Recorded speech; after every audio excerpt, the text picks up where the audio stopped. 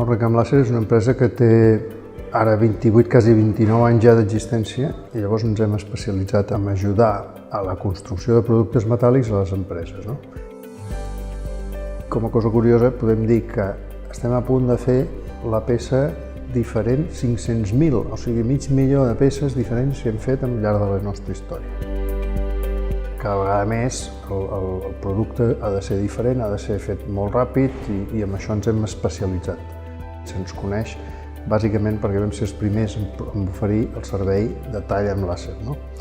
I ara mateix, en aquest moment, acabem d'incorporar, gràcies precisament a una inversió feta amb l'ajuda de l'ICF, una màquina que és la més potent que hi ha a Espanya en aquests moments de tall amb làser.